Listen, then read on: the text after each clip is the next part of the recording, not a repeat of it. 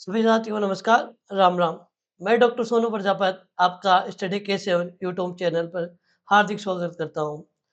जैसा कि आप सभी को मालूम होगा, यूजीसी नेट दिसंबर एग्जाम 2024 का एग्जाम डेट यूजीसी ने घोषित कर दी है। एनटीए ने हमारा एग्जाम जनवरी में है। हम उसी अकॉर्डिंग हमें क्या पढ़ना है, कैसे पढ़े और कितना पढ़े, आज हम प्रॉपर पूरी रणनीति फर्स्ट और सेकंड पेपर की दोनों की कंप्लीट इस टॉपिक में आज बात करेंगे हम कि हमें कितना पढ़े, कैसे पढ़े और क्या पढ़े। तो आज की टॉपिक में हम पूरी इस क्लास में बात करेंगे। क्या पढ़े? हमने यूजीसी नेट जीआरएफ की तैयारी करने के लिए हमें क्या पढ़ना चाहिए? अभी आपके पास टाइम ज़्यादा नहीं है। मेरे अकॉर्डिंग अगर मैं मान के चलूँ, डेढ़ से 2 मंथ, डेढ़ से 2 मंथ आपके पास है अभी प्रेज़ेंट में। ज़्यादा से ज़्यादा यूजीसी अपना जनवरी में ला लेके थोड़ा बहुत ये मान के चलो 1-2 वीक आगे लेके फरवरी तक हो सकता है। पर पॉसिबली चांस है ये जनवरी में एग्ज़ाम होगा। हमें उसके अकॉर्डिंग अब हम कैसे पढ़ना है और क्या पढ़ना है और कितना पढ़ना है, हम आज पूरी टॉपिक पर बात करेंगे ताकि हमारा फर्स्ट टाइम में यूजीसी नेट जेआरएफ क्लियर हो जाए। सबसे पहले अभी तक आपने नहीं पढ़ा है तो आपको ये मालूम होना चाहिए कि अपना सिलेबस क्या है। सबसे पहले अपने सिलेबस का मालूम होना चाहिए, चाहे वो पेपर फर्स्ट का हो या चाहे वो पेपर सेकंड का हो, दोनों का होना चाहिए। अपने दोनों का मालूम होना चाहिए, पेपर फर्स्ट और पेपर सेकंड, ताकि जो आप एग्ज़ाम दे रहे हो उसका सिलेबस तो आपको मालूम होना ही होना चाहिए। और अभी तक आपने गाइड बुक भी पढ़ी होगी, जो भी गाइड बुक पढ़ी होगी ना उसको, और उसी को आपको रिवीजन करना है, जो आपने नोट्स बना रखे हैं। गाइड बुक जो आपने पढ़ी है,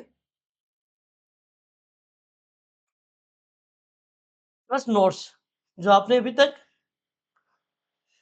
पढ़े होंगे, उन्हीं को बार-बार आपको रिपीट करना है, क्योंकि आपको एग्ज़ाम में ज़्यादा टाइम नहीं है। जैसे कि मैं फिर से बता रहा हूँ आपको, डेढ़ महीने के बाद में आपका जनवरी में एग्ज़ाम है, तो आपको उस गाइड बुक जो आपने नोट्स बनाए थे, उसी को बार-बार आपको रिवीजन करना है, आपको नया नहीं पढ़ना है। आप नए पढ़ने के चक्कर में जो आपने पढ़ा है अभी तक, आप उसी को भी भूल जाओगे। इसलिए आपको कम पढ़ना है और जो पढ़ चुके हैं उसको बार-बार रिवीजन करना है। और याद रखना, आप अब एग्ज़ाम तो आपको मोस्ट इम्पोर्टेंट होंगे जो एग्ज़ाम अब तक जो पिछले लगे उसके एमसीक्यू और पीवाईक्यू। आप उसके पीवाईक्यू देखिए, जो पिछली ईयर में लग सके, जो 5-10 साल में, उनके आपको पीवाईक्यू करके जाना है। क्योंकि आपके हर बार जो एग्ज़ाम होते हैं, जो पिछले वाले पीवाईक्यू जो एग्ज़ाम हो चुके हैं, उन्हीं से घूम फिर के आपके क्वेश्चन आते हैं। तो इसलिए मोस्ट इम्पोर्टेंट रहेंगे आपके लिए, जो आपने अभी तक एग्ज़ाम लग चुके हैं यूजीसी नेट जेआरएफ के, उनके पीवाईक्यू देखें और मल्टीपल चॉइस क्वेश्चन बना के वो भी देखिए, जो अभी प्रेज़ेंट में अगर आपने किसी टीचर को फ़ॉलो कर रखा हो, तो वो एमसीक्यू ट्यूब में मल्टीपल चॉइस क्वेश्चन कराते होंगे, ये भी आपके लिए मोस्ट इम्पोर्टेंट है। और अब अगर मैं सबसे मोस्ट इम्पोर्टेंट बताऊँ लास्ट के टाइम पे, ये सबसे मोस्ट इम्पोर्टेंट आपको टेस्ट सीरीज़, किसी भी टीचर की आपके फर्स्ट और सेकंड पेपर की दोनों की टेस्ट सीरीज़ जॉइन करना है। क्योंकि आप ऐसे ही बिना किसी टेस्ट दिए हुए अगर एग्ज़ाम में बैठ जाओगे, तो आपको मालूम नहीं होगा पेपर का लेवल क्या होता है। हमें पेपर कैसे हल करना चाहिए। अगर आप उससे पहले अगर टेस्ट सीरीज़ किसी की जॉइन करोगे और पेपर दोगे, तो आपको लिए बेनिफिट होगा।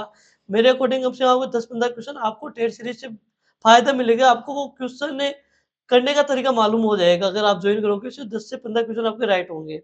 आपको ये चीज़ रखना है, मोस्ट के टाइम टाइम पे हमें ये सब पढ़ना है। लास्ट के टाइम पे डेढ़ महीने में हमें अपना एक बार फिर से सिलेबस देख लो, अगर नहीं देखा हो तो जो-जो टॉपिक देख रखा है उसको देख लो। जो अभी तक आपने पढ़ा है गाइड बुक या नोट्स, उसी को बार-बार रिवीजन करो, नया मत पढ़ो। पीवाईक्यू आपके लिए मोस्ट इम्पोर्टेंट रहेगा, एमसीक्यू आपके लिए मोस्ट इम्पोर्टेंट रहेंगी। और मैं मान के चलता हूँ, अगर एग्ज़ाम से 1 महीने पहले से अगर आप टेस्ट जॉइन करके टेस्ट दोगे, तो आपका 100% जेआरएफ कोई नहीं रोक सकता। क्योंकि आपको क्वेश्चन करने का हल पता होना चाहिए। ये आपके लिए मोस्ट इम्पोर्टेंट है। मैं बात करूँ मैं कैसे पढ़ें? पढ़ने का तरीका तो सीधा-सा सिंपल है कि हमें पढ़ना क्या है। जैसे आपने अभी तक अपना सिलेबस देख लिया होगा, सिलेबस देख लिया होगा, ठीक ना? अपना सिलेबस देख लिया होगा तो बस सिलेबस के अकॉर्डिंग पढ़ो। फिर जो आपने नोट्स और अगर कोई गाइड बुक जॉइन कर रखी है, तो उसका रिवीजन करना है, ठीक ना? पर अगर आपने गाइड और नोट्स बनाने से पहले आपको जो अपने पीवाईक्यू उसका मालूम होना चाहिए और उसके अकॉर्डिंग आपको पढ़ना चाहिए। और आपको एमसीक्यू वो प्लस टेस्ट सीरीज़ जो आपको मैंने पिछले बता दिए, ये सब इम्पोर्टेंट है। लास्ट के टाइम पे आपके लिए ये चीज़ 3 चीज़ें इम्पोर्टेंट रहेगी, क्योंकि आपने अभी तक तो पढ़ तो बहुत लिया है ना? पर आपने उसके क्वेश्चन हल नहीं करे, आपने टेस्ट नहीं दिया, आपने एमसीक्यू, पीवाईक्यू नहीं देखा, तो आपका एग्ज़ाम क्रैक नहीं हो पाएगा। इसलिए मोस्ट इम्पोर्टेंट है, अब आप इस तरीके से पढ़ें, पहले पीवाईक्यू देखें, फिर उसको रिविज़न करें। पहले क्या देखें पीवाईक्यू कि कहाँ से क्वेश्चन पूछे जाते हैं। पहले क्या देखो आप फर्स्ट लेवल पीवाईक्यू। पीवाईक्यू देख लिए कि कहाँ से क्वेश्चन पूछा जाता है। अपना सिलेबस जो आपने नोट्स बना रखे हैं और जो आपकी गाइड बुक है, उसको फिर बार-बार रिवीजन करो। उसी में से पीवाईक्यू के अकॉर्डिंग कि कहाँ से ज़्यादा क्वेश्चन बनते हैं। फिर आप करो मल्टीपल चॉइस क्वेश्चन। मतलब किसी भी टीचर को आप फॉलो कर लो, वो यूट्यूब पे बहुत से टीचर मिल जाएँगे। आपको हर सब्जेक्ट के मिल जाएँगे जो आपको फ्री में पढ़ाते होंगे, एमसीक्यू, पीवाईक्यू कराते होंगे। फिर आप दो टेस्ट सीरीज़। लास्ट के 1 मंथ तो आप टेस्ट सीरीज़ जॉइन करके टेस्ट दो। इससे आपका ईज़िली नेट जीआरएफ क्रैक हो जाएगा। अब बात करें हम कितना घंटा पढ़े, कितना घंटा पढ़े? देखो मोस्टली अभी आपके पास डेढ़ मंथ है। मोस्टली मान के चलो तो अगर ये आगे थोड़ा बहुत जाता है तो आपके पास 2 मंथ हो जाते हैं। कितने मंथ हो जाते हैं? 2 मंथ हो जाते हैं। अगर ये फरवरी तक चला जाएगा तो, ठीक है ना? तो 2 मंथ हो जाते हैं। तो आप डेढ़ मंथ के हिसाब से मान के चलो। अब अगर आप अभी से आपने चाहे अभी तक आपने जो भी कुछ भी पढ़ा हो, चाहे 2 घंटे, 5 घंटे, 10 घंटे, पर अभी से आप 10 से 12 घंटे देखिए मान के चलो पर डे के 10 से 12 घंटे आप पढ़ोगे तब आपका यूजीसी नेट जीआरएफ क्लियर होगा। आप ये मत सोचना ये छोटा-मोटा पेपर है, ये नेशनल लेवल का टेस्ट है, इसलिए 10 से 12 घंटे आपको चाहिए। पढ़ने वाले बच्चे बहुत से हैं, लेकिन अपन उसको स्मार्ट स्टडी करनी चाहिए, तो वो ही आपको क्लियर कराएगा। और ख़ास करके आपको फर्स्ट और पेपर सेकंड दोनों का तालमेल बना के चलना होगा। ये मान के चलो अगर आप 10 घंटे पढ़ रहे हो, तो ये मान के चलो 10 घंटे में 7 घंटे आपका जो पेपर कॉमन जो आपका पेपर है जैसे हिंदी हुआ, ठीक है ना? या इतिहास हुआ, पॉलिटिकल हुआ, कुछ भी उसमें 10 घंटे में 7 घंटे ये और जो बच गए 3 घंटे, वो पेपर फर्स्ट को देने हैं आपको। क्योंकि दोनों में को मिलाकर ही आपके यूजीसी नेट जेआरएफ क्लियर कर पाओगे। अगर आपने इसमें स्कोर अच्छा कर लिया, अगर इसमें नहीं किया, तो आपका नेट होके रह जाएगा, जेआरएफ नहीं होगा। इसलिए तालमेल होना ज़रूरी है। और अगर आप जेआरएफ करना चाहते हो, अगर आप जेआरएफ करना चाहते हो, तो मैं बताता हूँ ओबीसी या जनरल, ये मान के चलो आपको फर्स्ट पेपर में कम से कम 25 से 35 तो चाहिए।